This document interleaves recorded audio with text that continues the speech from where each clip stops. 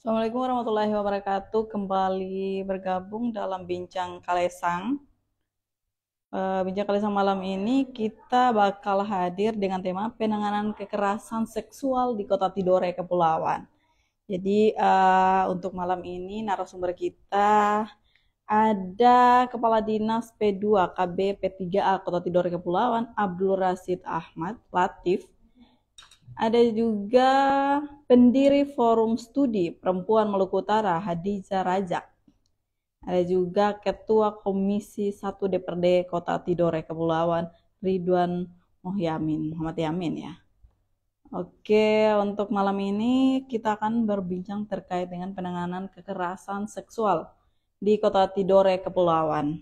Jadi untuk 2023 seperti yang kita tahu sendiri bahwa di Januari itu ternyata di Dinas P2KB P3A telah mengeluarkan rilis datanya di 2021 kasus kekerasan seksual terhadap perempuan sebanyak 20 kasus dan meningkat di 2022 sebanyak 47 kasus.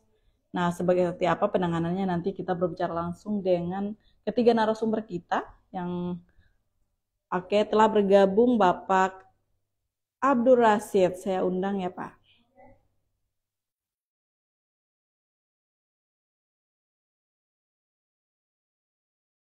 Di dialog interaktif kita malam ini Bapak Abdul Rasid sudah saya undang. Pak bisa terima undangannya Pak. Oke, sambil kita menunggu Bapak Abdul Rasid bergabung, kita bakal menyampaikan bahwa tema kita malam ini terkait dengan penanganan kekerasan seksual di Kota Tidore Kepulauan. Oke, setelah bergabung bersama kami Kepala Dinas P2 KBP 3A Kota Tidore Kepulauan. Selamat malam Pak Rusdi. Telah berhadir juga Ketua DPR saya.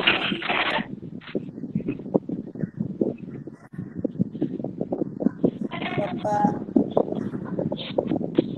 Ridwan juga telah bergabung bersama kita. Selamat malam Pak Rusdi Rasid. Pak Rasid, selamat malam Pak Rasid. Selamat malam. Assalamualaikum warahmatullahi wabarakatuh. Suaranya jelas ya Pak? Oke, baik, terima kasih telah hadir juga. Iya. Ya, telah hadir juga saya bagus suaranya. Telah hadir juga bersama kita malam ini Ketua Komisi 1 DPRD Kota Tidore Kepulauan, Pak Ridwan. Selamat malam Pak Ridwan.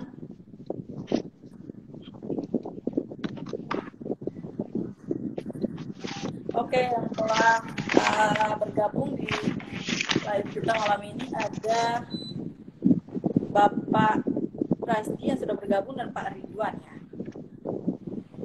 Pak Rasid. Selamat malam Pak Rasid. Kita sambil menunggu dari selamat malam. Assalamualaikum warahmatullahi wabarakatuh. Saya langsung dulu kepada Pak Rasid yang sudah bergabung ya Pak Rasid dengan Ketua Komisi 1 DPRD Kota Tidore Kepulauan Pak Ridwan. Pak Rasid, sebagai kita ketahui bersama bahwa berdasarkan data dari P2KB P3A Kota Tidore Kepulauan di tahun 2021 angka kasus kekerasan sebanyak 20 kasus dan pada tahun 2022 itu mengalami peningkatan ya Pak ya di 47 kasus. Mungkin bisa dijelaskan sedikit nih Pak terkait dengan penanganan kasus kekerasan seksual di Kota Tidore seperti apa nih Pak? Selamat malam Pak.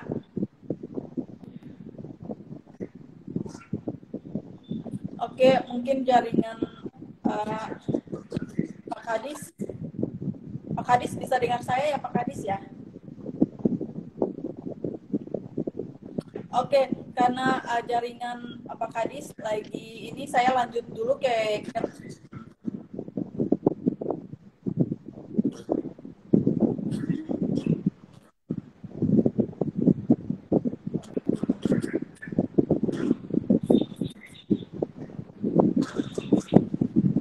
Oke Pak, dilanjutkan Pak.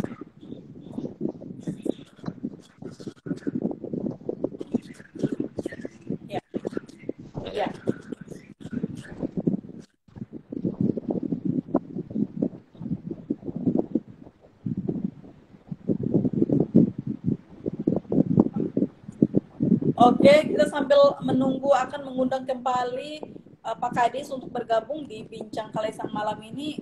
Mungkin saya lanjut dulu ke Pak Ketua Komisi 1 DPRD Kota Tidore Kepulauan, Pak Ridwan. Selamat malam, Pak Ridwan. Malam. Iya, Pak, mungkin kameranya bisa dibalik, Pak, kayak posisinya landscape nih, Pak. Oh,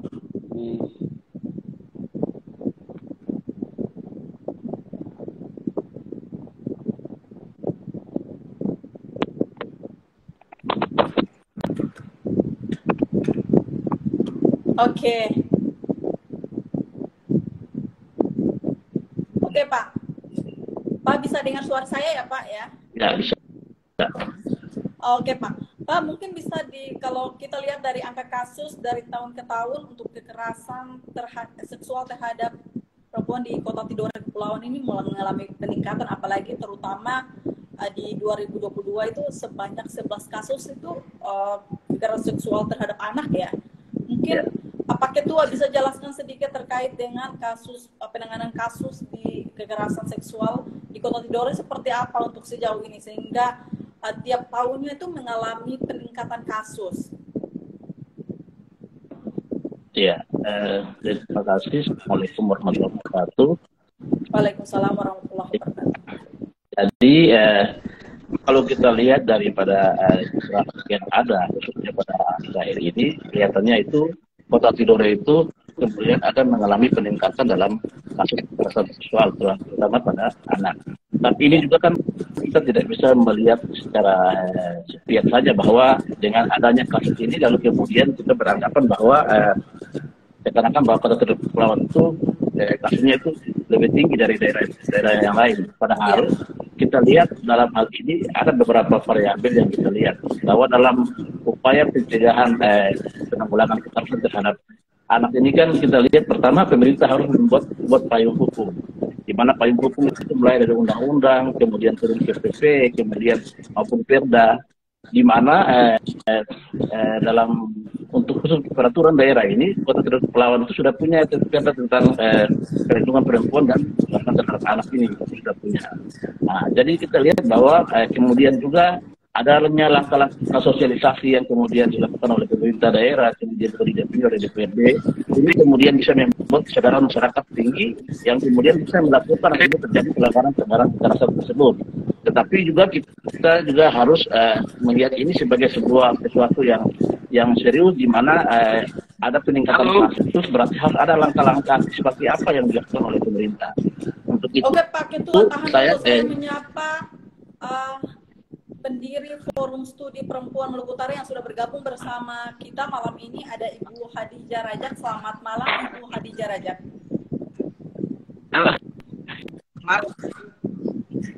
Selamat malam. Ya, baik, terima kasih. Pak Ketua bisa dilanjutkan sebelum kita berlanjut ke Pak Kadis.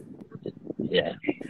Jadi yang tadi saya katakan bahwa dengan adanya peningkatan ataupun angka kekerasan yang terdeteksi dalam hal ini ada yang kemudian keberanian daripada para korban melaporkan tindakan kekerasan seperti ini kan itu kita lihat bahwa ternyata ada upaya-upaya sosialisasi daripada pemerintah daerah di mana kemudian kita memberikan apresiasi kepada kelompok masyarakat atau korban yang memberanikan diri untuk melakukan laporan-laporan seperti ini karena harus kesadaran masyarakat menganggap bahwa kekerasan khususnya kepada anak ini kan kebanyakannya terjadi pada lingkup keluarga dan sebagainya. Tidak kadang-kadang ini kan dianggap ini hanya persoalan keluarga dan sebagainya, persoalan keluarga. Tapi ternyata dengan adanya yang tadi saya katakan bahwa undang-undang baik dari undang-undang kemudian peraturan pemerintah sampai dengan adanya Perda, ini merupakan sebuah persoalan sosial atau persoalan kriminal yang kemudian harus mendapatkan penanganan yang serius.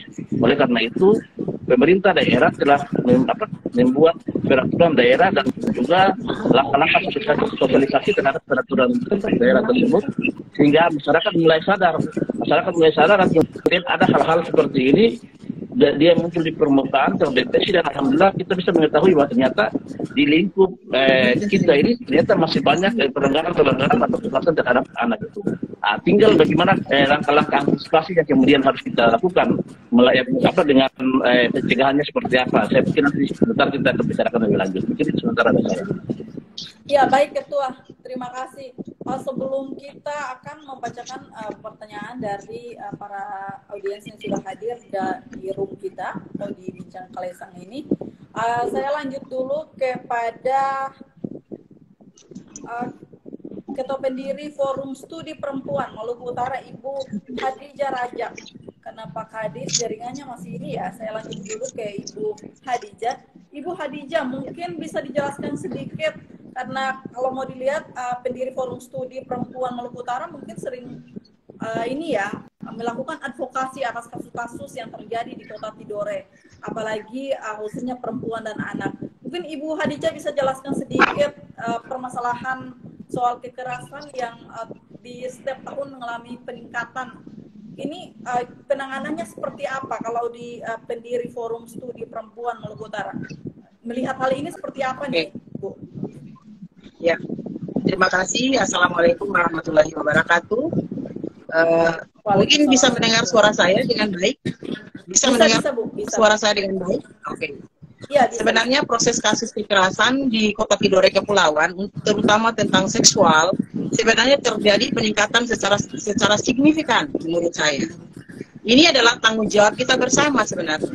Saya melihat bahwa kami lakukan adalah proses pendampingan kasus. Jadi ada di sini ada namanya kedua T2A yang sebenarnya semenjak tahun 2000 kita mengacu pada keputusan wali kota nomor 10 tahun 2016. Sebenarnya itu adalah sebuah lembaga, sebuah organisasi yang sebenarnya melakukan proses penanganan oleh beberapa ada gabungan kolaborasi antara NGO, NGO, pemerintah daerah maupun masyarakat.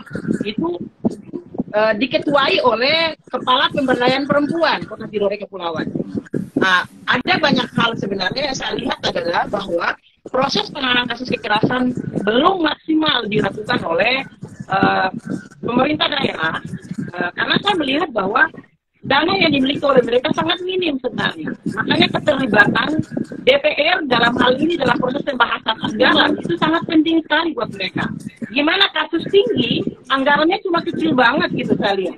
Anggaran pendampingan, anggaran advokasi, anggaran edukasi itu butuh banyak sekali anggaran. Karena apa? Kondisi Kota Tidore Kepulauan, kalau saya kemarin melakukan riset tuh, saya melakukan riset di bidang ini, baru 6 bulan terakhir saya melakukan riset, saya melihat bahwa banyak hal yang tidak dilakukan oleh pemerintah daerah. Pertama, tidak menyediakan sebuah tempat yang aman untuk para korban. Yang kedua, tidak ada rehabilitasi sama sekali untuk para korban. Saya melihat bahwa kasus kemarin di Halmahera, di Oba itu ada salah satu anak SMP yang diperkosa oleh rame-rame oleh 7 orang laki-laki. 3 orang dibebaskan dari kasus ini. Pertanyaan saya adalah, kenapa mereka dibebaskan? Karena memang secara aturan di kepolisian tidak bisa menahan anak di bawah umur. Tanggung jawabnya adalah negara adalah pemerintah. Di mana pemerintah melakukan proses untuk membangun rehabilitasi untuk anak-anak seperti itu. Karena ini tidak mudah kita lihat, tidak mudah. Jadi sebenarnya DPR, pemerintah daerah bersama masyarakat dan NGO, kita sama-sama menggandeng tangan untuk melihat masalah ini sebagai problem yang sangat penting sekali, urgent menurut saya. Jangan kita melihat bahwa pembangunan fisik itu jauh lebih baik dibandingkan dengan bagaimana membangun karakter anak-anak kita sebenarnya. Karena di Kota Tidore Kepulauan itu pemerkosaan itu terjadi adalah orang terdekat mereka. Pertama adalah ayahnya, yang kedua adalah ayah tirinya. Ini kasuistik dari 2017 sampai 2022. Saya pegang datanya. Semua datanya punya istilahnya, dan ini sebenarnya sesuatu menurut saya adalah sudah, kalau bisa dibilang adalah sudah darurat. Makanya ini penting sekali bahwa ada antara masyarakat bersama dengan pemerintah daerah, bersama dengan DPR, kita bicara bersama tentang bagaimana saja proses ini harus kita lakukan. Kalau kita membiarkan pemerintah daerah sendiri ya, dengan keterbatasan dana, DPR harus berpikir itu bahwa harus melihat kembali kepada masalah-masalah ini, karena uang 100 juta dalam 1 tahun itu tidak cukup untuk kita bisa melakukan proses pendampingan, dan ini kejadian ini banyak terjadi di OBA. Nah, ini permasalahan yang saya lihat sendiri dalam 1 tahun terakhir atau 6 bulan terakhir saya melakukan riset di Kota Tidore Kepulauan. Mungkin itu saja yang bisa saya sampaikan dulu. Oke, Mbak. Oke, baik Bu. Soal tadi yang disampaikan bahwa karena sejauh ini belum ada tempat rehabilitas untuk korban, gitu ya. Untuk sejauh ini di 2021 hingga 2022 dari Forum Studi Perempuan Maluku Utara sudah menangani berapa kasus nih Bu untuk sejauh ini? Kami dari tahun 2019, 2021 itu kami melakukan penanganan kasus sebanyak 2019 itu 14 kasus. Kasus pelecehan seksual, pemerkosaan, ya 14 kasus di tahun 2019. Tahun 2020. Ibu, dari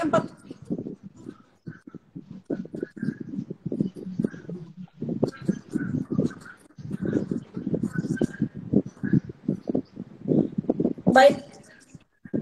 Oke, baik Bu, dari 14 kasus yang dilakukan pendampingan, apakah dari 14 ini pernah selesai hingga ke pengadilan atau ada kendala gitu Bu? Selain tadi kendala anggaran dari pemerintahan dan sebagainya atau rumah aman. Dari 14 kasus yang ditangani nih Bu, dari 14 kasus yang ditangani oleh Forum Studi Perempuan Maluku Utara, ini berapa kasus yang mampu diselesaikan hingga ke pengadilan? Atau ada vonis, putusan seperti itu? Tidak semua kasus itu diselesaikan di pengadilan, karena banyak juga ada yang data, ada bukti-bukti yang tidak bisa dilengkapi dengan baik, ada yang bisa sampai ada yang masuk penjara, ada juga beberapa kasus yang bukti-bukti secara KUHP itu tidak bisa dilegitimasi.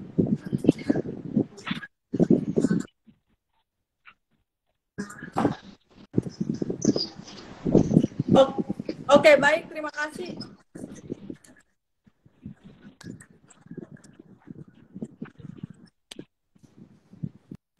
Oke, baik, terima kasih. Baik, terima kasih. Terima kasih Ibu Khadijah. Kita akan selanjutnya nanti kita bisa masuk di sesi tanya jawab. Kita langsung dulu ke Pak Kadis yang sudah bisa bergabung lagi. Langsung Pak Kadis mungkin bisa dijelaskan sedikit nih terkait dengan data angka kekerasan seksual di Kota Tidore yang terus mengalami peningkatan. Apakah ini peningkatan karena orang mulai melakukan speak up atau seperti apa nih? Apakah artinya bahwa adanya peningkatan kasus, artinya ada orang yang sudah mulai terbuka dan mau speak up atau seperti apa nih Pak? Oke, ya terima kasih. Terkait dengan kenaikan kasus ini tentunya kami dari pemerintah daerah sudah melaksanakan sosialisasi Perda nomor 4. Memang di tahun-tahun sebelumnya kasusnya banyak tapi tidak terlapor. Tahu mau lapor kemana? Harus dilaporkan.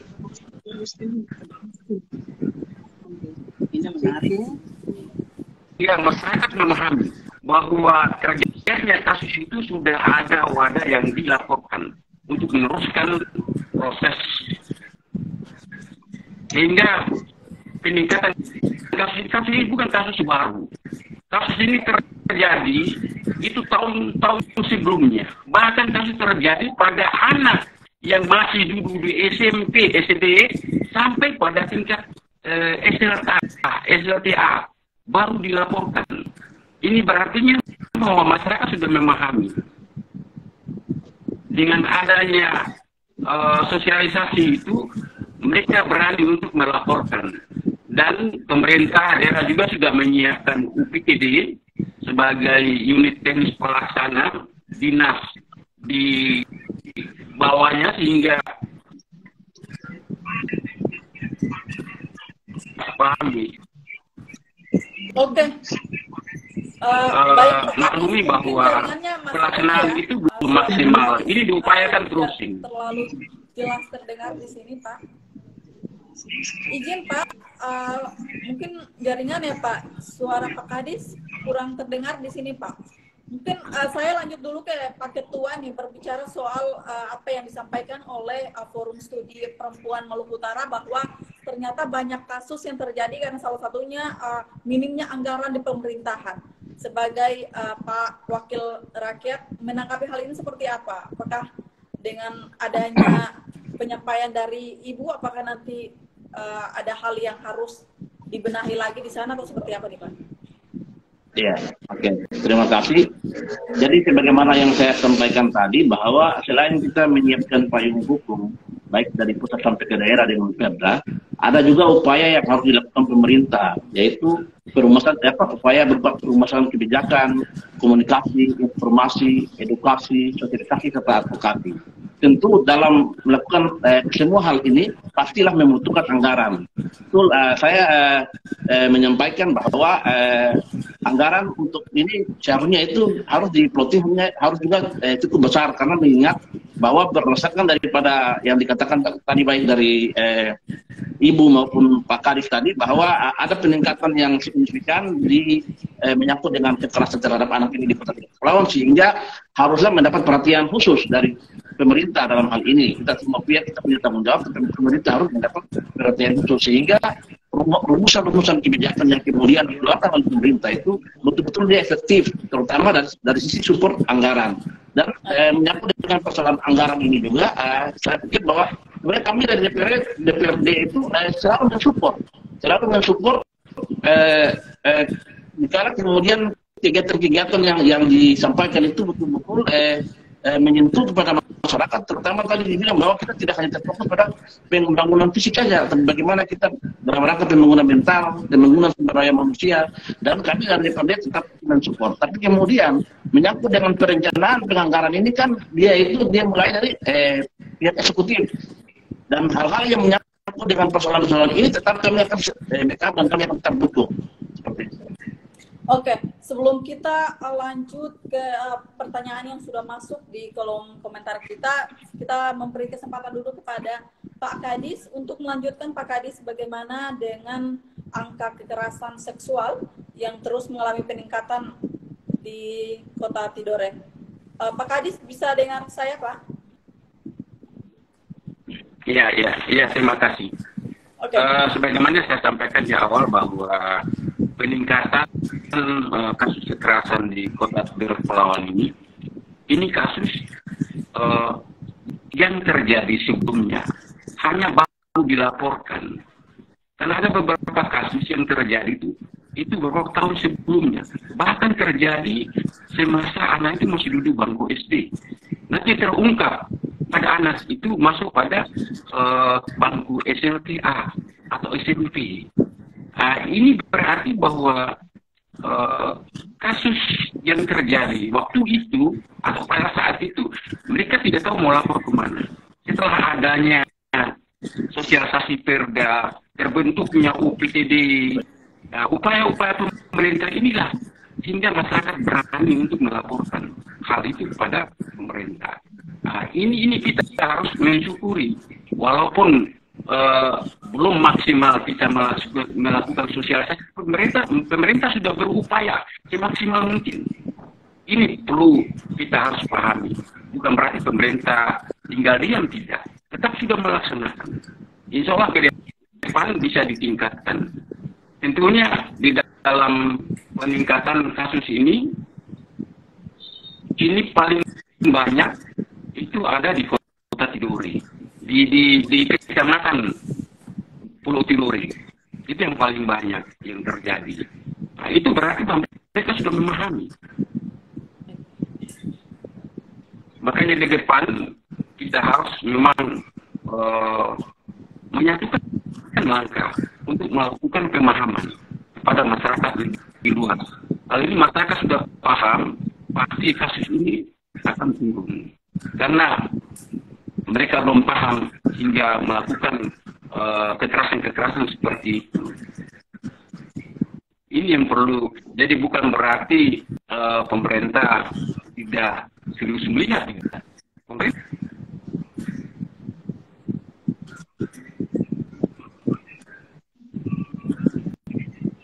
Oke, baik.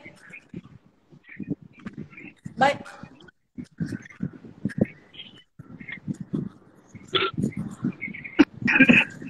Oke, baik. Terima kasih Pak Kadis.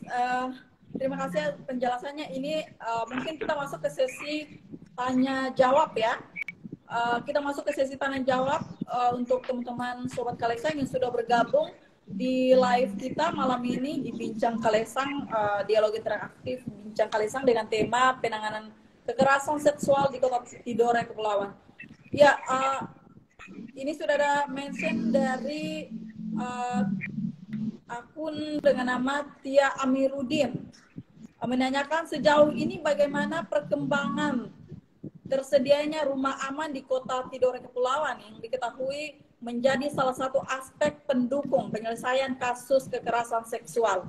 Mungkin bisa dijawab Pak Kadis? Ya, terima kasih. Terkait dengan tersedianya rumah aman, walaupun belum responsif, tapi kami sudah berupaya untuk menyediakan, dan rumah aman itu sudah difungsikan. Oke. Rumah aman sudah difungsikan, hingga beberapa kasus yang terjadi kemarin, kami berusaha untuk mengamankan di rumah aman. Sampai pada melihat untuk kita kembalikan ke keluarganya. Oke. Pak Kadis, kalau untuk rumah aman ini sendiri, ya, setiap kasus kekerasan bakal diselesaikan di sanakah?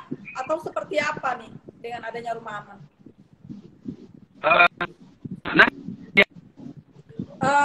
Mungkin ketika korban itu memang trauma berat atau gangguan kesehatan atau terganggu pada lingkungannya, kami akan menggiring ke rumah aman.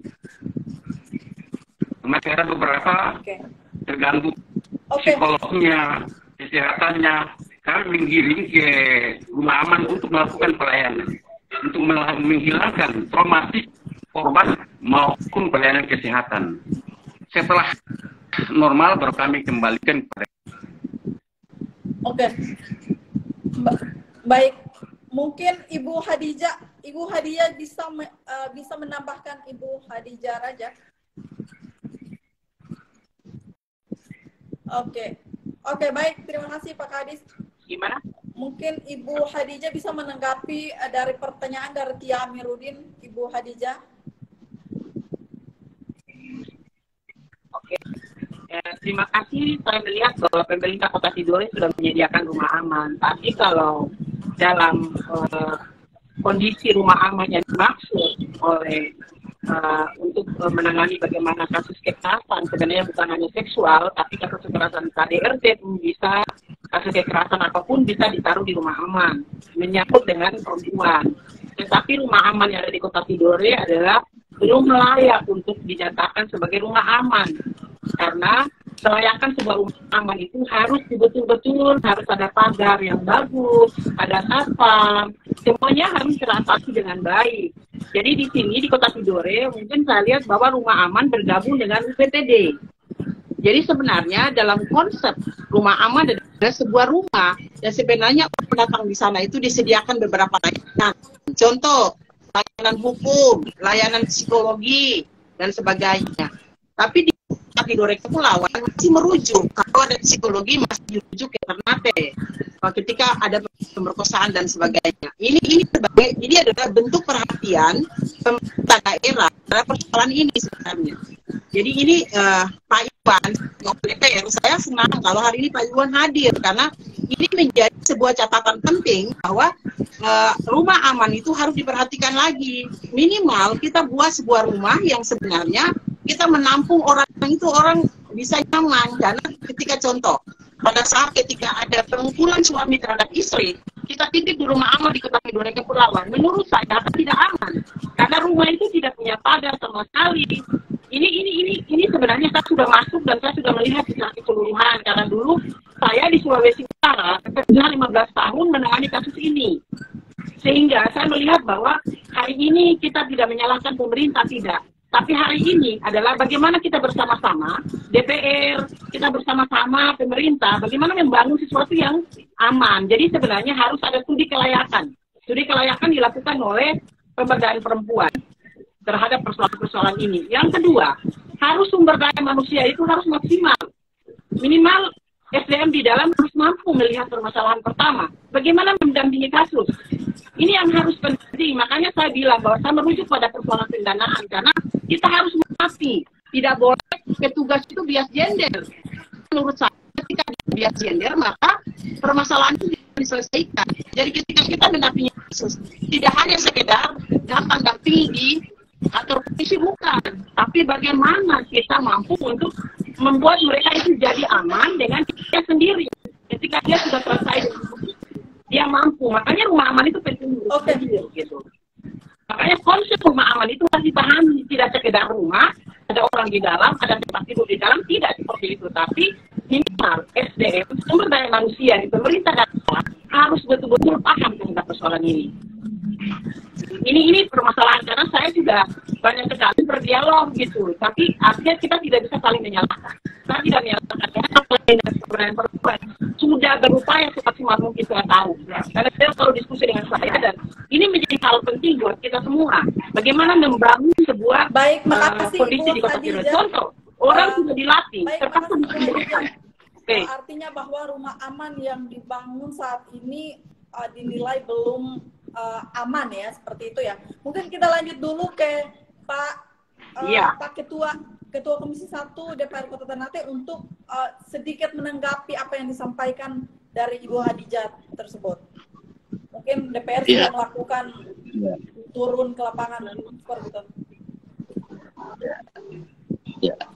Artinya pertama bahwa memang kita melihat sebagaimana yang disampaikan Pak Kadis, kita telah memiliki rumah aman, tapi memang betul juga apa yang disampaikan oleh Ibu Hadijah bahwa rumah aman yang ada itu belum representatif betul. Artinya masih harus banyak ada pembenahan-pembenahan untuk melengkapi sehingga betul-betul rumah aman itu betul-betul menjadi nyaman, misalnya seperti itu. Oleh karena itu, yang saya katakan tadi bahwa semua elemen, semua pihak ini kemudian punya tanggung jawab. Pemerintah dalam hal ini, di dalam perumusan kebijakan, saya juga sampaikan di sini nanti insya Allah ya Pak Kadis, kalaupun hal seperti begitu, nanti kalau dimasukkan di dalam program usulan pemerintah itu disampaikan, insya Allah kan dari Polri akan siap untuk membackup itu. Karena kita melihat hal menyangkut dengan kekerasan anak dan rumah tangga ini merupakan hal yang serius untuk menjadi perhatian. Sehingga kalau pun misalnya dalam penganggaran ke depan itu harus dimasukkan di dalam program dan dalam rangka apa? Tadi bagaimana peningkatan fasilitas rumah aman supaya memang betul-betul menjadi rumah aman yang representatif. Mungkin seperti itu. Oke, baik. Kita lanjut dulu ke Pak Kadis untuk menanggapinya, Pak Kadis. Ya, terima kasih. Memang apa yang disampaikan oleh Ibu ya tadi memang betul. Pemerintah Kota Pulau sudah menyiapkan rumah aman, namun belum representatif. Untuk SDM yang kami siapkan rumah aman, itu ada 2 psikolog, 2 orang psikolog, dan 1 orang pendamping hukum. Sudah kami siapkan, punya sertifikat. Namun psikolog itu belum ada psikolog klinis. Di Maluku Utara psikolog klinis cuma 1, itu provinsi. Sehingga kalau memang trauma korbannya memang begitu sangat perlu dibantu dengan psikolog klinis, kami tetap koordinasi dengan provinsi. Dan psikolog ini di 2 provinsi. Jadi kami tidak tinggal diam, kami tetap koordinasi melakukan itu. Jadi, kami lakukan secara terus-menerus. Lakukan koordinasi dengan provinsi terus-menerus. Seperti ada kasus kemarin di Sofivi, sebagaimana disampaikan oleh Ibu Hadijah tadi. Kami juga melakukan penanganan dengan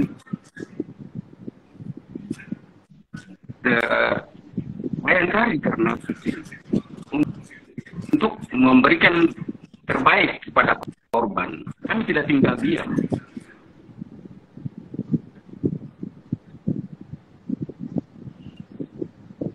Oke, baik, terima kasih Pak Kadis. Saya lanjut lagi, ada Untuk pertanyaan kami lagi dari lakukan.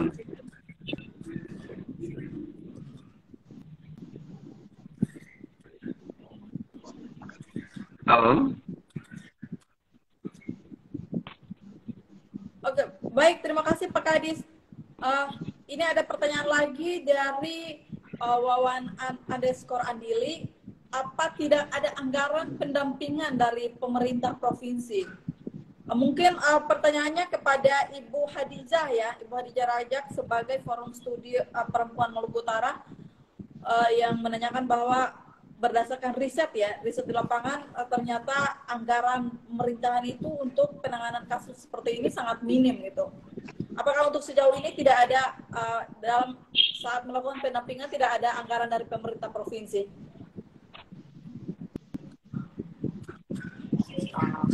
Kalau kami sih tidak pernah menerima anggaran dari siapapun.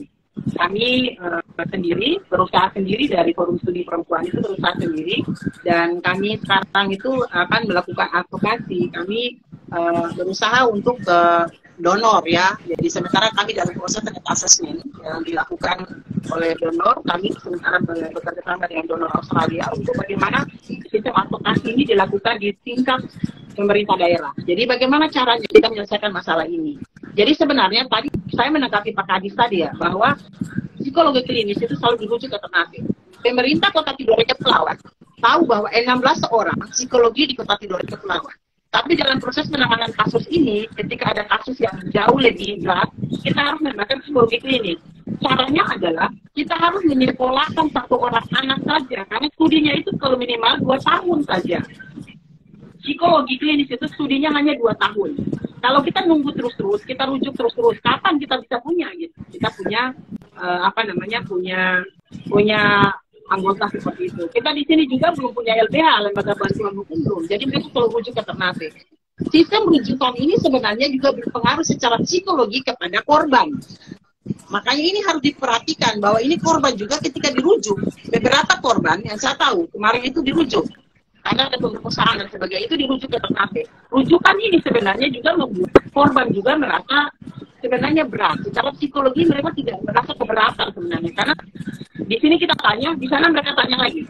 Pertanyaan yang dilakukan kepada korban itu sebenarnya bermasalah. Karena satu kasus, ketika korban itu ditanya terus-menerus di Kota Tidore Kepulauan terjadi, si korban histeris dan dia tidak mau lagi bertemu dengan pihak hukum. Dia tidak mau, karena namanya orang kena korban pasti secara psikologi ya itu bermasalah sebenarnya. Makanya kita mengatur semaksimal mungkin. Iya, kita mengatur semaksimal mungkin sehingga mereka itu berada di sebuah posisi kayak di Kota Tidore Kepulauan ya, dalam kondisi aman sebenarnya. Jadi sehingga kita tidak dirujuk. Jadi dalam tahun ini sebenarnya boleh menyekolahkan 1 orang.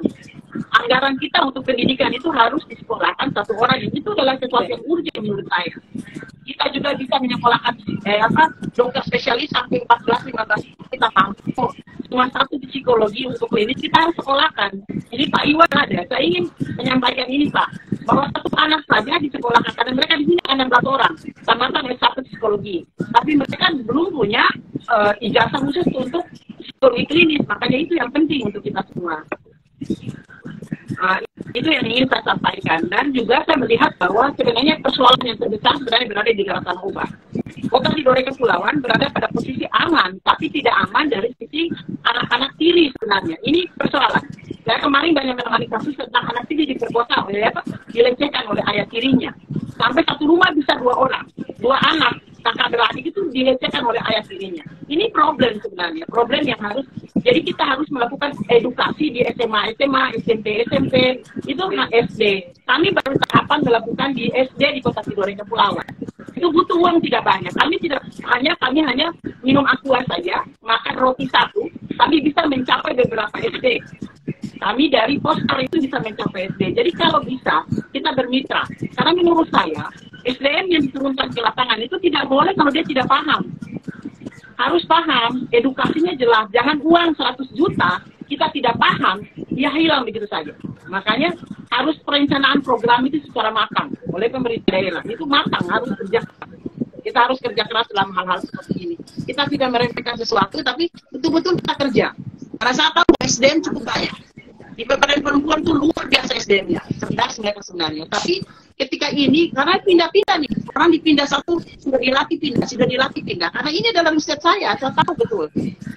Ini dalam 6 bulan terakhir ini saya riset, jadi saya tahu betul. Ketika persoalan ini, kita tidak boleh senang-senang itu aja. Harus ada aturan main ketika orang terjadi pemberdayaan perempuan. Kenapa?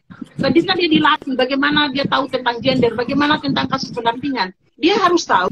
Tapi ketika alih-alihnya dia dipindahkan ke tempat yang lain. Ini statistik yang saya lihat. Orangnya udah cukup bagus, tiba-tiba pindah lagi di kantor lain. Di sana tidak dimanfaatkan sebenarnya. Ini permasalahan yang kecil, tapi bermasalah sebenarnya. Ini yang harus kita perhatikan. Baik, jadi terima kasih Ibu. Baik, terima kasih Ibu Hadijah. Mungkin kita bisa minta tanggapan langsung kepada Pak Kadis terkait dengan mungkin langkah sosialisasikah yang harus dilakukan yang tadi sudah disarankan dari Ibu Hadijah, harus ada kerja sama gitu. Mungkin bisa ditanggapi oleh Pak Kadis. Oke. Pemerintah daerah melakukan sosialisasi tentunya tidak sendiri. Kami tetap gandengan dengan SLSM. Dalam hal ini SLSM Provinsi Fospar, kami gandeng sama-sama. Ada anggota dari Ibu Dija juga ikut bersama-sama kami sosialisasi. Termasuk kami gandeng juga kejaksaan, kepolisian, pengadilan, dan juga DPRD. Kami tidak jalan sendiri, ini kami sudah lakukan. Hanya belum secara keseluruhan. Oke, baik Pak Kadis. Baru 3 kecamatan yang kami lakukan. Insya Allah ke depan akan berjalan semuanya. Ini juga menarik Pak Kadis. Mungkin nanti bisa libatkan Forum Studi Perempuan untuk melakukan sosialisasi bersama untuk memperangi penanganan kekerasan yang ada di Kota Tidore. Ya, itu kami sudah lakukan. Kami gabung gandeng dengan Fospar, Forum Studi Perempuan Provinsi Maluku Utara yang ada di Kota Tidore. Kami sudah gandeng.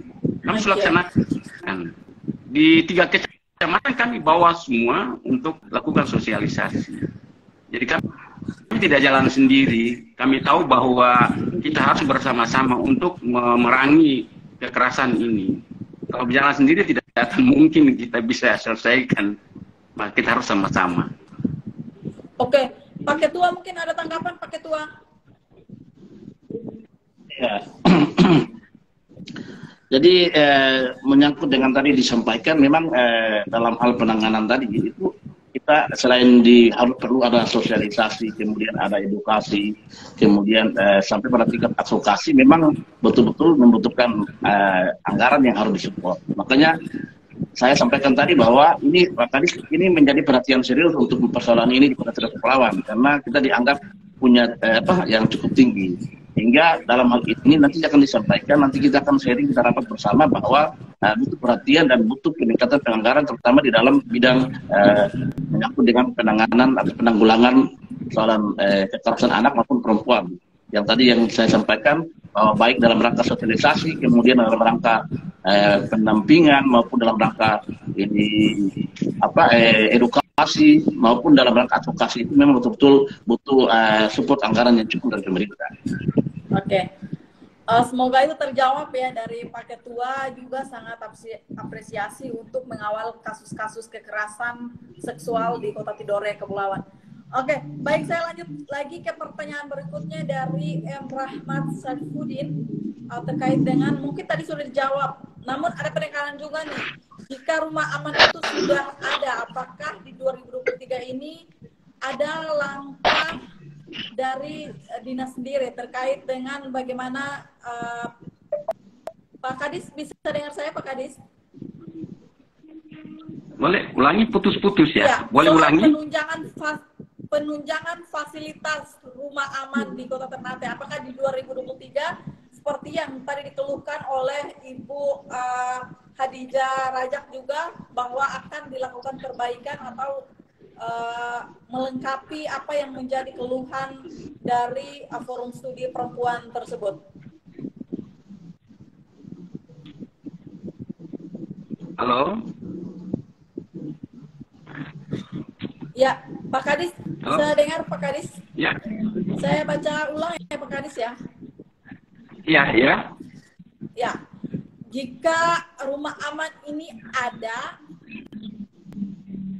namun informasi katanya fasilitas tadi sudah disampaikan bahwa fasilitas rumah aman ini belum memenuhi syarat gitu.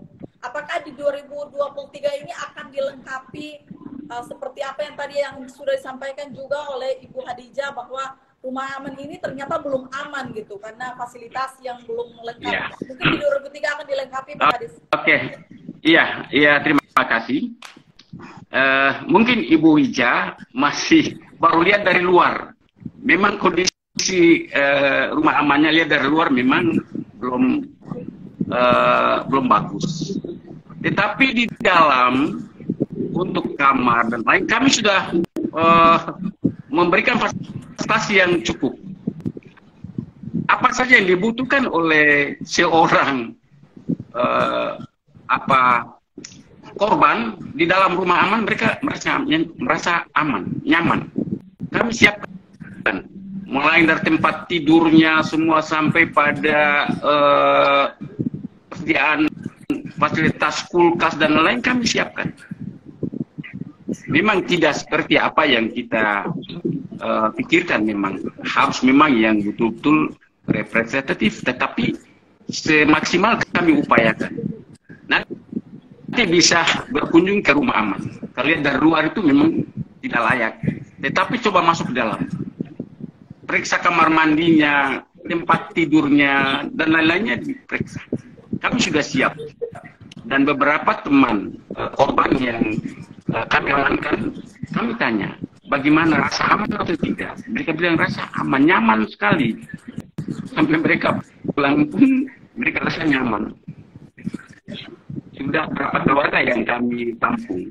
Dan ada teman-teman di UPTD yang tetap mendampingi mereka di UPTD, termasuk psikolognya, ada pendamping hukumnya, punya sertifikat advokat, ada. Cuma ini kami tidak mau ekspos.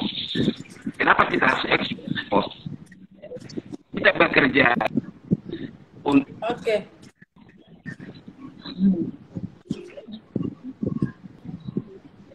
Oke, baik, terima kasih Pak Kadis. Iya, baik, terima kasih Pak Kadis. Artinya bahwa aman kasus ini akan dilakukan renovasi perbaikan fasilitas yang dibutuhkan ya, seperti itu ya. Iya, insya Allah ke depan kita akan, apalagi ada Ketua Komisi 1 juga ada, sudah sampaikan, saya yakin akan ada dukungan besar dari pemerintah dan DPR dalam rangka untuk menyiapkan fasilitas-fasilitas terkait dengan perempuan di depan. Ini semua ini. Baik, terima kasih.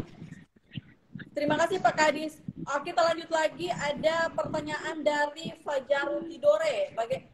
Ini pertanyaannya ditujukan kepada Pak Ketua Komisi 1 DPR Kota Tidore. Bagaimana keterlibatan Komisi 1 DPRD Kota Tidore terkait dengan penanganan kasus kekerasan seksual di Kota Tidore? Langkah konkret apa yang diambil untuk sejauh ini, Pak? Ya, jadi pertama bahwa tanggung jawab menyangkut dengan kekerasan ini itu menjadi tanggung jawab lembaga DPRD secara keseluruhan. Kebetulan kami Komisi 1 yang membidangi itu bermitra dengan dinas terkait, dan untuk menyangkut dengan persoalan ini itu sebelumnya itu DPRD terlibat langsung dalam pembuatan perda, yaitu pansus. Itu kita buat pansus, jadi tidak hanya Komisi 1 saja, tapi kemudian juga beberapa komisi yang tergabung dalam sebuah pansus yang melahirkan perda nomor 4 yang tadi disampaikan oleh Pak Kadis tadi tentang perlindungan perempuan dan kekerasan terhadap anak itu. Nah, kemudian kami dari Komisi 1 juga sering melakukan sharing dan kita juga selalu mensupport misalnya apa yang kemudian menjadi kendala atau persoalan, terutama dalam persoalan kebijakan pemerintah ya, dalam bagaimana kita mencoba untuk mendorong dan mengingatkan pemerintah bahwa sebagaimana yang dikatakan oleh Ibu tadi, bahwa kita tidak hanya fokus pada pembangunan infrastruktur, tapi bagaimana kita juga mendorong pembangunan daripada baik pemberdayaan masyarakat maupun pembangunan mental. Saya sangat setuju tadi dengan apa yang disampaikan oleh Ibu Hadijah tadi, bahwa ini nanti menjadi perhatian Pak Kadis, kita akan rapat sharing bersama bahwa kita juga harus punya sumber daya yang memadai, terutama dibilang tadi kalau kita punya psikologi klinisnya tadi itu, kenapa kita bisa menyekolahkan itu dokter-dokter spesialis yang begitu banyak, kemudian kebutuhan psikologi klinis yang cuma 1-2. Saya yakin kalau ini kemudian disampaikan Pak Kadis, itu akan menjadi perhatian serius kami untuk kami sampaikan pada pemerintah dalam rapat kerjasama nanti dengan pemerintah Kota Tidore Kepulauan. Mungkin. Oke, baik. Baik, terima kasih Pak Ketua. Pak Ketua, untuk sejauh ini kasus kekerasan seksual yang terjadi di Kota Tidore, untuk sejauh ini apakah ketika ada kasus nih, apakah DPR pernah turun untuk melihat atau sekedar memberi dampingan secara moral gitu? Untuk sejauh ini sudah dilakukan Pak Ketua? Ya, jadi kalau ini kan kalau kita berpemerintahan ini kan ada dia punya mekanismenya. Aturan penanganan secara teknis itu kan kita itu menjadi tanggung jawab pemerintahan dalam hal ini bahwa SKPD terkait. Kami DPRD kita sering melakukan sharing dan hal ini dengan pihak kepolisian dan sebagainya, kita turun terutama terhadap kasus-kasus yang tadi yang disampaikan Ibu Khadijah. Ada kasus-kasus yang kemudian menjadi pertanyaan di masyarakat yang kemudian kenapa itu dia tidak disoroti, tapi kemudian dia tidak muncul, dia tidak naik. Kenapa kasus itu tidak naik sampai ke pengadilan? Langkah-langkah komunikasi ini sering kami bangun, kita sering datangi untuk bagaimana mendapat informasi itu.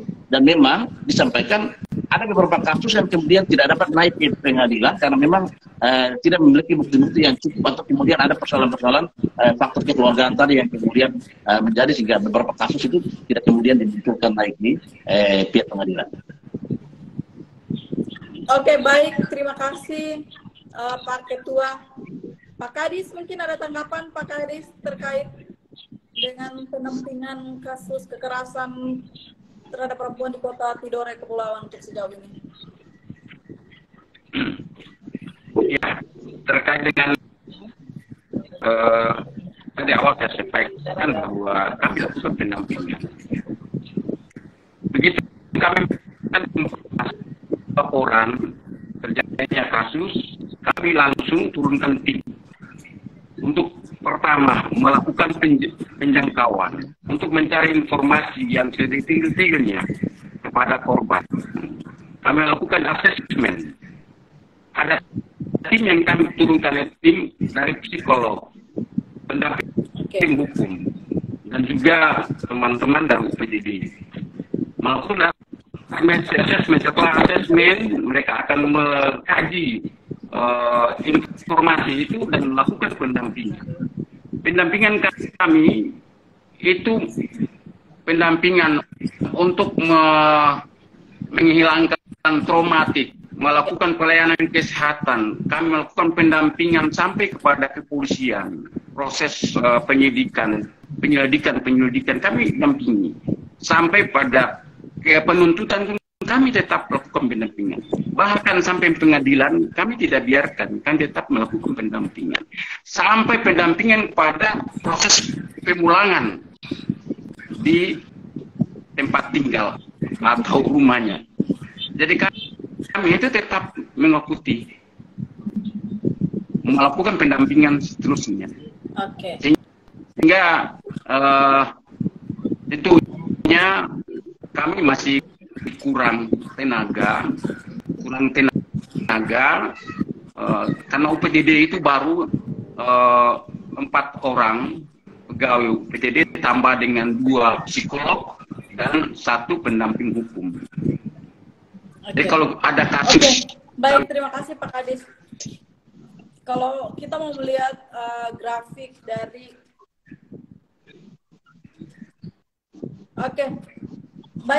Baik, terima kasih. Terima kasih Pak Kadis. Jika kalau dilihat dari angka kasus yang terus meningkat, artinya bahwa sosialisasi ini dilakukan ya, dan orang mulai berani untuk melakukan speak up seperti itu ya.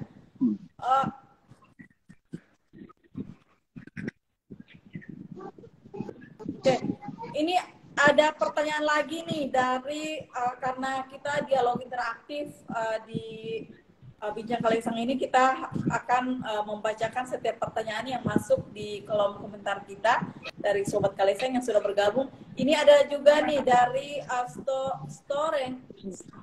Storeng.solidaritas 18 menanyakan bagaimana kalau pemerintah daerah adakan beasiswa studi untuk mengambil tenaga ahli semisalnya psikolog klinis, advokasi dan lain-lain. Mungkin ini ditanggapi Pak Kadis ya, terkait mungkin ada pemerintah berinisiatif untuk melakukan studi beasiswa untuk mengambil ahli psikolog atau klinis maupun advokasi seperti itu, Pak Kadis. Mungkin ada sudah ini Pak Kadis.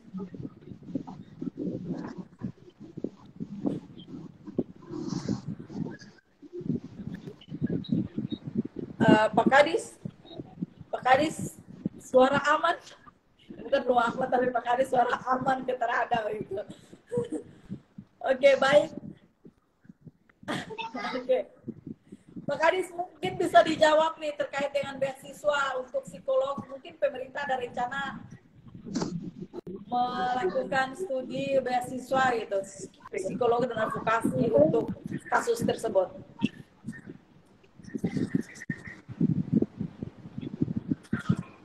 Dia dengar Pak Kadis. Lanjut Pak Kadis. Ya, kami akan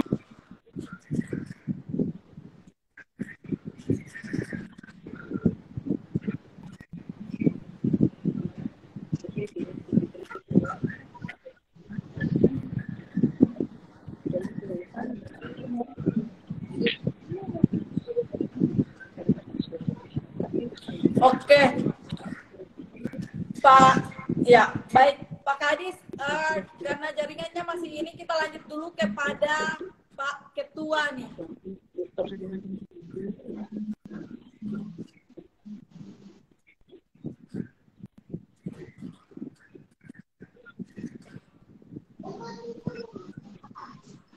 Oke, mungkin saya lanjut ke Pak Ketua terlebih dahulu nih, Pak Ketua.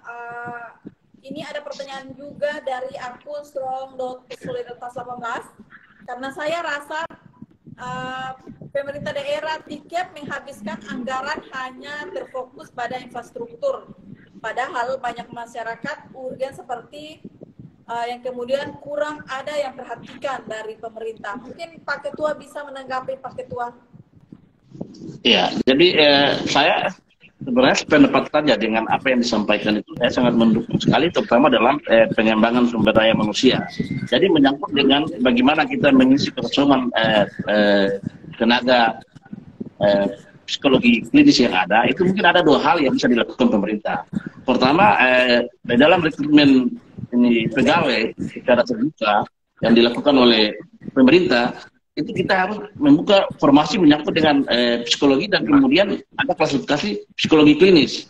Kalaupun misalnya belum karena kita terkendala dengan aturan bahwa belum ada penerimaan CPNS yang baru, maka kemudian saran yang kemudian disampaikan oleh Ibu Khadijah tadi, kita menyekolahkan saja tenaga yang sudah ada untuk mengambil psikologi klinis itu dan dibiayai oleh pemerintah. Dan saya sampaikan pada kesempatan ini kepada Pak Kadis, itu tolong saja didorong, insya Allah kami di PRD akan mensupport itu. Terutama saya selaku Komisi 1 dan juga bagian daripada Badan Anggaran di DPRD, kita akan membackup itu selama itu menjadi usulan program daripada SPD terkait. Jadi ini jadi masukan ya Pak ya? Ya. Terima kasih. Oke. Jadi untuk pertanyaan ini jadi masukan yang baik untuk Pak Kadis, mungkin bisa menanggapi ini sebagai masukan agar bisa direncanakan di 2023 mungkin ya, seperti itu ya Pak Ketua ya. Iya. Ini kemarin juga kami sudah sampaikan di BKD. Kalau dari ini tolong diupayakan untuk psikolog. Nah, karena psikolog yang ada kami ini kan belum PNS, masih honor yang kami rekrut. Psikolog yang ada di Tidore cuma satu ada di BKD. Ada satu orang di BKD. Nah, ini yang kami dorong. Untuk PNS mungkin satunya untuk tenaga psikolog sehingga bisa diberikan beasiswa untuk mengambil psikolog klinis. Kalau ada teman-teman memiliki keahlian psikolog klinis, ya insya Allah bisa direkrut ke depannya.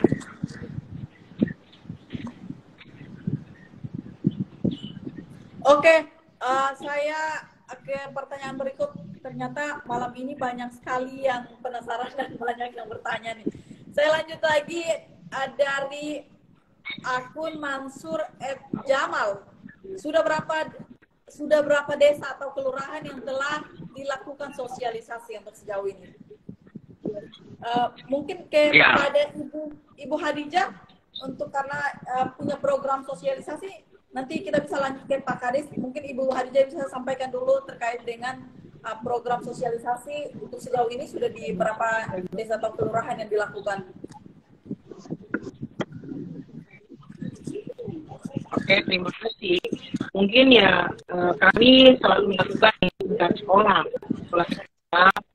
terus di beberapa wilayah yang menjadi dampingan kami di wilayah terdekat. Karena kami juga tidak boleh terlalu jauh-jauh, karena kami tapi sejauh ini beberapa sekitar 15 sekolah lah kami sudah masukin, dan beberapa lokasi yang di mana rawan kekerasan itu kami datangi dan kami diskusi bersama. Dan kami juga bersama-sama dengan kawan-kawan lembaga perempuan bergabung di ketua oleh Ibu Vivi, itu bersama-sama untuk diskusi bareng bersama Ibu Vivi dan di GW, gabungan organisasi wanita itu sudah berapa kali kami bersama sampai kali BPL bertemu dengan sebagainya. Kami sudah melakukan audiensi dengan Ibu tentang DPR. Saya melihat bahwa anggota DPR perempuan Vivi dan itu sangat program-program ini berdua selalu bersama dengan mereka berturun dengan beberapa di lembaga itu selalu berulang-ulang mereka datang, mereka juga membantu mereka selalu melakukan. Mungkin mereka dituntut sebagai orang yang duduk di parlemen perempuan harus bertanggung jawab apa yang terjadi, terutama perempuan. Kita harapan dari masyarakat tidur sama kawan-kawan parlemen. Yang kedua, ini rumah kan tapi sudah aman. Itu bukan hidup itu rumah aman itu harus ada tapak, harus pagarnya ada. Karena mungkin di kawasan ini belum terjadi. Karena pada saat saya dulu tinggal di rumah aman di Kota Manado, kami perlu dibunuh oleh orang. Pagar pada saat itu pengalaman pribadi saya terhadap persoalan ini penting sekali. Karena kami mau dibunuh ketika kami membela kasus pemerkosaan. Keluarga dari laki-laki ini datang di tempat kami dan hampir membunuh kami. Tidak tahu bahwa itu rumah aman. Tapi rumah aman tanpa pagar, tanpa satpam itu bukan rumah aman. Makanya menurut saya harus kalau ada uang sebaiknya dikontrak saja rumah yang agak sedikit bagus untuk orang datang. Karena itu sempit sekali saya lihat. Rumah aman yang cukup sempit menurut saya. Pak Kadis tidak usah takut. Ada DPR dan Pak Kadis bicara bahwa ini sudah aman, tidak perlu seperti itu menurut saya. Menyampaikan hal yang sebenarnya terjadi. Harus menyampaikan Pak Kadis, tidak usah takut. Tidak usah takut dengan ada anggota DPR, ada masyarakat yang nonton, adanya juga tidak usah takut dengan laporan mereka. Keadaan yang harus disampaikan kepada masyarakat, kepada harus ini terjadi seperti itu. Itu penting sekali. Karena Oke.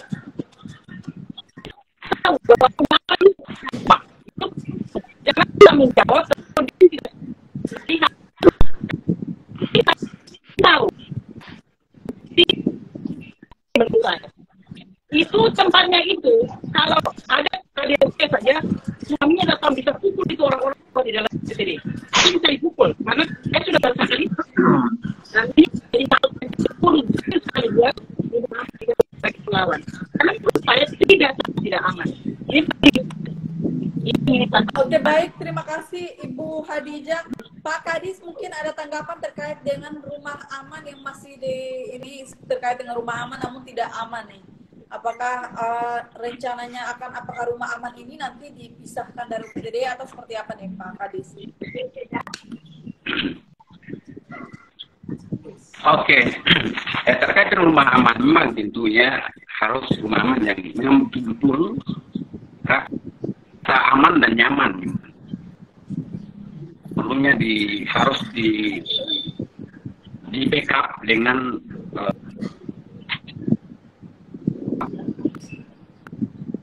untuk menjaga kemungkinan jangan sampai ada pelaku atau korban yang kita tekankan sehingga ada menyerang. Nah, ini yang orang harus berikhtiar. Tapi insya Allah rumah aman yang kami siapkan itu memang masih di dalam areal perkantoran, dan kantor itu dipagari keliling. Oke, baik, Dan, Pak Kadis. Mungkin ada satu pertanyaan ya? lagi nih, Pak Kadis. Untuk saya bacakan satu pertanyaan lagi, Pak Kadis, dari Nuryani_Abdullah.Puha. Ada dua pertanyaan yang disampaikan. Satu, sudah sejauh mana sosialisasi Perda, Pak? Terus pertanyaan kedua, apa kabar Satgas yang pernah diwacanakan oleh dinas terkait untuk penanganan kasus kekerasan seksual di Kota Tidore, terkait dengan penanganan kasus oleh pembentukan Satgas. Untuk sejauh ini seperti apa nih, Pak? Ya, kami sudah lakukan di 2 kecamatan dengan sasaran yang 96 orang. Itulah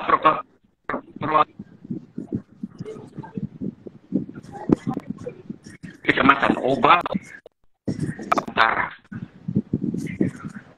Insya Allah tahun ini kami lakukan di Oba Selatan dan Tidore Timur. 2003 insya Allah di triwulan pertama.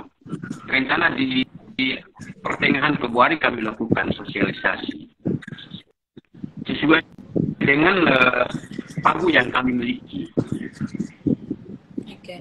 Terkait dengan Satgas, memang Satgas itu wacana saya pembentukan pada saat ini, dan sekarang sudah ada SK Wali Kota, hingga insya Allah kami akan undang untuk melakukan pertemuan. Oke. SK-nya Jadi sudah Satgas ini ditandatangani akan oleh lazim Pak ya, Wali Pak? Kota. Ya, Satgas akan penanganan, ya, Jadi Satgas ya, ini nantinya akan dioptimalkan. iya. Insya Allah nantinya kami akan undang untuk pertemuan dengan Satgas yang sudah ada SK Wali Kotanya, hingga nanti kegiatan-kegiatan pendampingan maupun sosialisasi kita bisa sama-sama. Oke, baik, terima kasih. Jadi sobat kalian yang sudah bergabung, itu dia terkait dengan Satgas, bahkan dioptimalkan di 2023 ya, melalui SK Wali Kota seperti itu ya. Oke, Pak Ketua Komisi 1, ini ada pertanyaan juga nih dari Rahmat Sarfudin. Masa Komisi 3 saja bisa datang tinjau rumah sakit Soasio, masa Komisi 1 tidak bisa tinjau rumah aman secara langsung? Saran saja peninjauan kalau boleh dalam waktu dekat. Mungkin ini nih tambahan pekerjaan untuk Pak Ketua Komisi 1 nih. Ya, jadi kita di DPRD di sana kan, setiap komisi itu kita punya bermitra dengan beberapa SKPD. Sudah pasti bahwa kalau Komisi 3 dia ke rumah sakit karena memang dia mitranya itu dari rumah sakit, dan kemudian ada hal-hal itu di rumah sakit dan kemudian dia harus kunjungi. Kita juga seperti itu. Kalau yang lalu kita sebelum ke rumah aman untuk untuknya di SKPD-nya Pak Kadis itu bahkan di 8 kecamatan untuk keluarga berencana itu kita kunjungi semua. Nah, insya Allah dengan adanya apa yang disampaikan oleh Pak Kadis maupun Ibu tadi menyangkut dengan kita bagaimana melihat rumah aman yang representatif, kami akan turun dan akan kita kunjungi langsung, dan kita akan melihat sudah sejauh mana fasilitas atau kesiapan rumah aman yang ada di Kota Tidore Kepulauan, dan kita juga tadi bilang nanti akan mensupport itu kalau kemudian ada kebutuhan yang diusulkan oleh Pak Kadis di penganggaran tahun berikutnya, kami akan coba mensupport. Dan terima kasih bahwa insya Allah kita juga akan turun dan melihat rumah aman itu, karena kita punya mitra kan bukan cuma ini saja, ada juga SKPD yang lain. Oke, baik. Jadi itu ya, insya Allah akan Ketua Komisi 1 bakal turun ngecek secara langsung, biar Sobat Kalesang jangan ragu lagi nih. Jadi kayak DPR tuh banyak ternyata. Oke, baik, ini ada pertanyaan juga ditujukan kepada Pak Ketua nih. Pak Ketua, berapa sih anggaran yang digelontorkan untuk langkah penanganan kasus kekerasan terhadap perempuan di Indonesia? Karena mungkin kemarin kalau anggaran mungkin Pak Ketua bisa tahu berapa besar anggaran. Kalau anggaran itu lebih banyak strateginya sudah ada dimiliki di tabungan KPD, nanti Pak Kadis saja yang menjelaskan kalau menyangkut dengan persoalan anggaran itu, karena itu dia melekat di tabungannya Pak Kadis. Kita DPRD kalau saya bahas anggaran itu banyak sekali. OPD dengan penganggaran di dalam itu ribuan kegiatan. Jadi mungkin saya satu persatu ini, tapi kalau mau tahu, ya. Nah, jadi kalau mau tahu langsung kebetulan Pak Kadis bidangnya ya bisa disampaikan. Kita serahkan kepada Pak Kadis yang punya wewenang terkait dengan anggaran di Dinas P2KB khususnya di penanganan kasus kekerasan terhadap perempuan dan anak. Pak Kadis mungkin bisa dijawab nih Pak Kadis terkait dengan berapa sih anggaran yang digelontorkan untuk langkah penanganan kasus kekerasan perempuan dan anak di Tiket.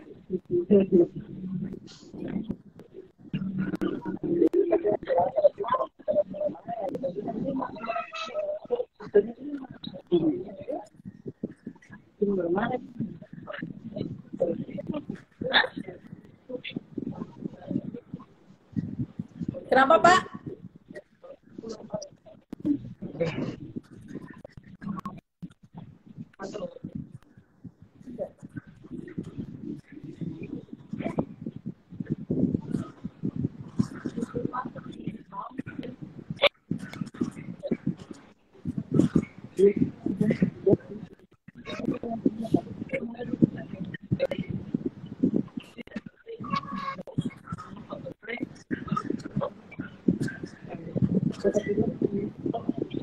Oke.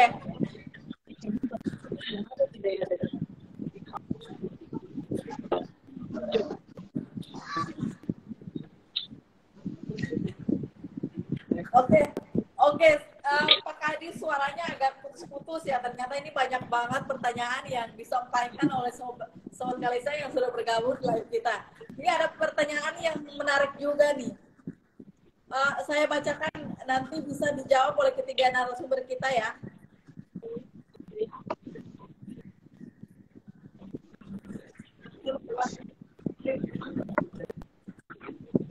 Oke, Pak Kadis mungkin suaranya ini sih putus-putus sih.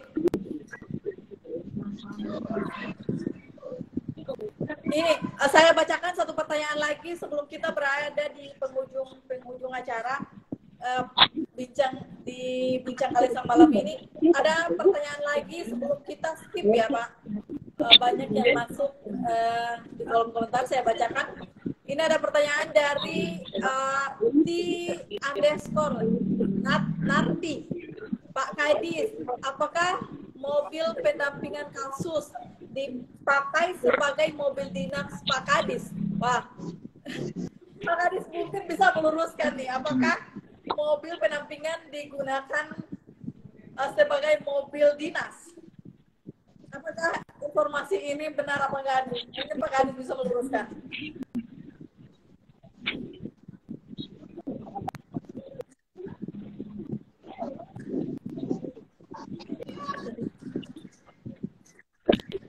Oke.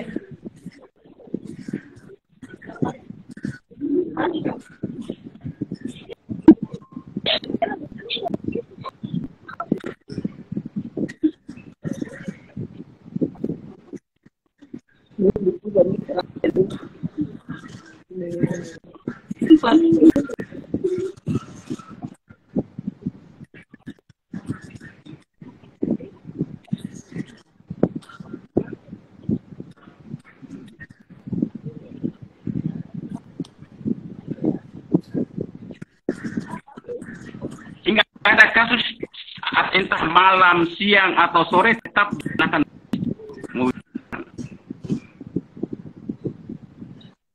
sampai pada penjemputan persidangan. Pasti digunakan ya.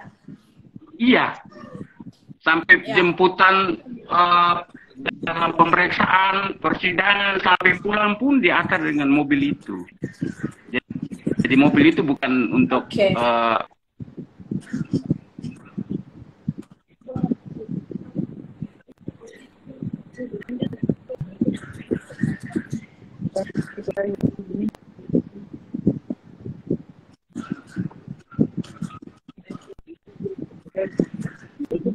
Oke. Oke, baik. Jadi mobil ini ternyata difungsikan ya sesuai dengan fungsinya. Oke, baik Pak Kadis. Pak Kadis ini mungkin pertanyaannya kepada Pak Kadis juga nih. Sosialisasi yang dilakukan Dinas Pemberdayaan Perempuan tidak berjalan efektif pada Pak Kadis di 2023. Dengan bermunculnya kasus baru di awal tahun menunjukkan bahwa sosialisasi yang dilakukan tahun 2002 sekali tidak berjalan. Mungkin bisa ditanggapi nih Pak, di kasus awal Bagaimana? tahun 2003 sudah ada kasus. Ulangi pertanyaannya. Sosialisasi yang dilakukan Dinas Pemberdayaan Perempuan tidak berjalan efektif.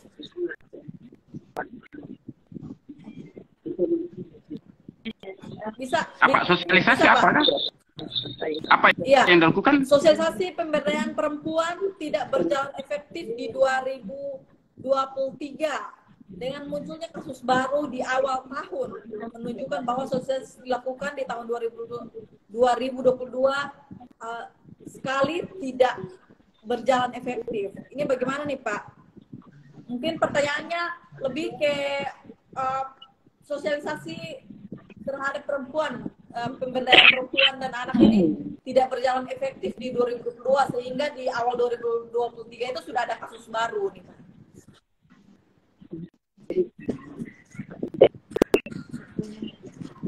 Oke.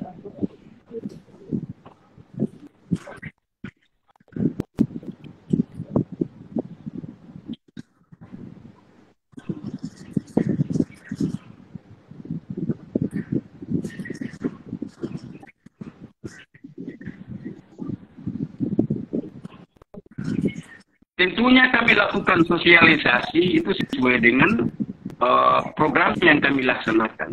Tetapi kami mengundang masyarakat, perwakilan masyarakat,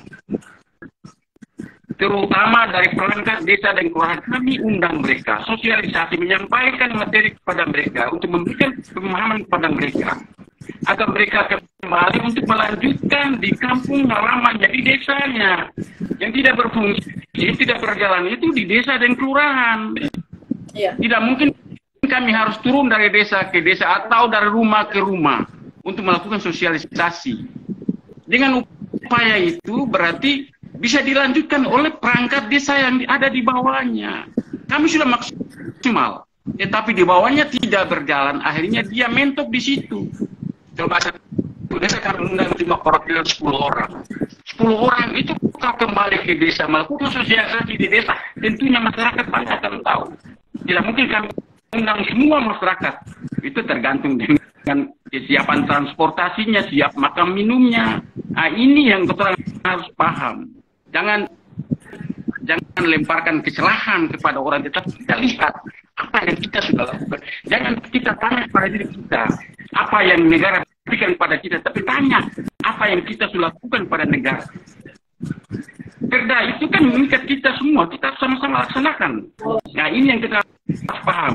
Ini paham, kita pasti menyalahkan antara satu dengan yang lainnya. Ini yang perlu kita luruskan.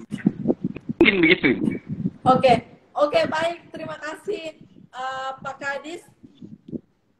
Mungkin saya baca satu pertanyaan lagi untuk Pak Ketua ya, sebelum kita melakukan closing statement di akhir bincang Kalesang malam ini. Pak Ketua Komisi 1 mungkin bisa upayakan agar instansi terkait mendapatkan anggaran dalam renovasi rumah aman. Ya. Ini sudah minta bantu Pak Ketua Komisi 1 nih. Ya, jadi apa yang disampaikan tadi kita akan berupaya untuk mensyukur itu. Insya Allah tadi saya bilang bahwa kita DPR itu tadi kita bukan dalam rangka kita perencanaan anggaran, ya, perencanaan anggaran oleh SKPD itu kita kembali kepada SKPD terkait, kembali kepada pemerintah dalam hal ini yang mengusulkan ke DPRD. Kemudian kita melihat apakah kemudian anggaran yang diusulkan itu betul-betul urgent atau betul-betul sangat mendesak akan kebutuhannya. Makanya dalam hal ini kami sampaikan tadi bahwa kemudian kalau itu dia ada dan diusulkan daripada pemerintah, maka kami akan tetap akan membackup itu habis-habisan, karena kita tahu bahwa itu adalah hal yang sangat penting dalam rangka bagaimana peningkatan pelayanan terhadap pelayanan terhadap kekerasan terhadap baik perempuan maupun anak. Sehingga kalaupun misalnya itu dia masuk, kita akan mensupport itu. Kalaupun misalnya nanti ada anggaran misalnya dari DPRD, kita lihat kalau memang mencukupi, kita juga akan mendorong itu. Saya pikir insya Allah ke depan mudah-mudahan ada sinergitas antara pemerintah dalam hal ini seperti dalam mengusung dia punya RKA-nya untuk masuk, dan kami akan membackup dan kita akan mengamankan di dalam pembahasan anggaran nanti. Seperti itu. Oke, baik. Mungkin ada tanggapan dari Ibu Hadijah Rajak. Ibu, mungkin ada tanggapan, Bu?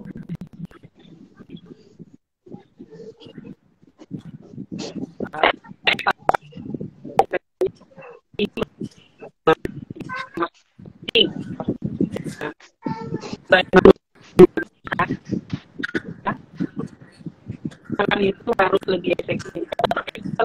Perencanaan yang baik adalah namun dengan baik di pemerintah daerah itu punya tugas bos program dia terjadi itu penting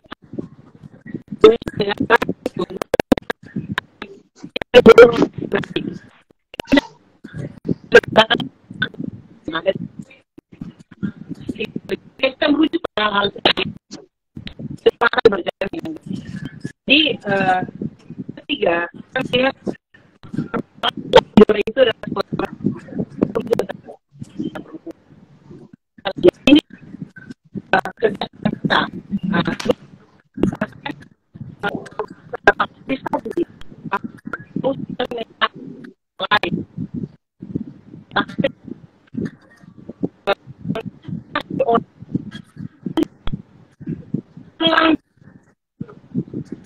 bukan hal yang balik juga seperti kita harus kuat hal seperti ini. Resiko ketika kita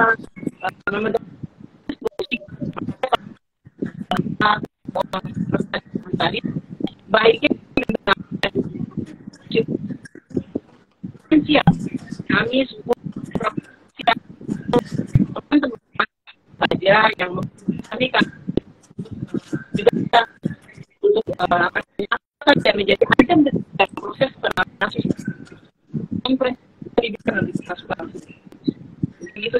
Oke, baik, terima kasih Ibu Hadijah. Baik, terima kasih Ibu Hadijah. Kita sudah berada di penghujung acara. Sebelum kita menutup, mungkin perlu saya sampaikan lagi bahwa kasus kekerasan seksual yang terjadi di Kota Tidore yang terus mengalami angka peningkatan kasus, ini menjadi tanggung jawab semua pihak ya, semua pihak, kalangan masyarakat, pemerintahan, agar kita bagaimana sama-sama dapat menekan angka kekerasan seksual di Kota Tidore itu sendiri. Ataupun jika ada sosialisasi, minimal harus ada efeknya lah ya ke seluruh khususnya di Kota Tidore agar kasus ini tidak terulang lagi atau tidak terjadi lagi gitu. Mungkin itu yang menjadi harapan bersama ya. Oke, sebelum kita mengakhiri bincang Kalisang malam ini, dialog kita malam ini, saya meminta closing statement dulu terlebih dahulu dari Ibu Hadijah Rajak. Ibu, bisa saya minta closing statement-nya? Oke. Ya, stop kekerasan pada perempuan. Karena itu asasi manusia. Terima kasih. Oke, baik, saya lanjut ke Pak Kadis untuk closing statement-nya Pak Kadis.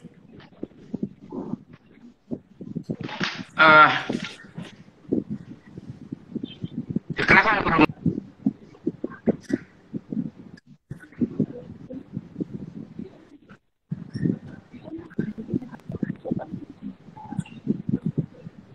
Pak Kadis, bisa dengar saya Pak Kadis?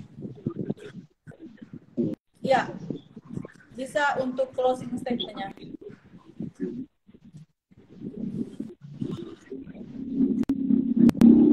Halo, bisa dengar suara? Iya, dengar. Dengar Pak Kadis, Ya. lanjut Pak Kadis. Ya, kita tahu bahwa kekerasan terhadap perempuan dan anak adalah hal yang menyesatkan. Maka kita sebagai anak bangsa perlu melakukan perlindungan terhadap perempuan dan anak agar supaya mereka bisa terbebas dari kekerasan perempuan dan anak kota.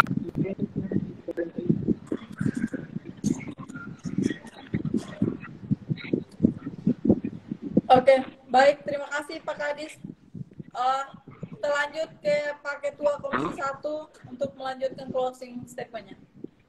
Ya, jadi bagi saya bahwa kekerasan terhadap perempuan dan anak ini merupakan masalah sosial yang menjadi tanggung jawab kita bersama. Untuk itu marilah kita sama-sama bergandengan tangan untuk melakukan baik komunikasi, informasi, edukasi, sosialisasi, dan advokasi, sehingga ke depan kita bisa lebih menekankan lagi atau meminimkan bahkan meniadakan lagi menyangkut dengan pelanggaran terhadap kekerasan terhadap perempuan dan anak yang ada di Kota Kepulauan. Mungkin itu saja. Terima kasih. Oke, baik. Baik, terima kasih kepada 3 narasumber kita malam ini. Diskusi malam ini sangat menarik ya, karena banyak ada respon positif dari Sobat Kalesa yang sudah bergabung juga. Untuk Sobat Kalesa yang sudah bergabung, jangan lupa tetap ikuti Instagram Kalesang Official, ada Facebook Kalesang Info, dan ada juga YouTube Kalesang TV. Jadi, dan juga ada TikTok Kalesang Official tentunya. Untuk terus stay karena Bincang Kalesang akan hadir setiap malam Sabtu dan malam Selasa, menghadirkan tema-tema yang menarik tentunya ya. Oke, untuk Sobat Kalesang yang belum saya bisa bacakan pertanyaannya satu persatu di live kali ini, kami dari Kalesang ID sangat mohon maaf karena tidak bisa membacakan pertanyaannya satu persatu. Untuk ketiga narasumber malam ini saya ucapkan terima kasih sudah meluangkan waktunya bergabung dalam dialog interaktif Bincang Kalesang pada malam Senin ini. Terima kasih Pak, Ibu, Pak Kadis, Pak Ketua, terima kasih sudah bergabung Pak Ketua, Pak Kadis. Ya.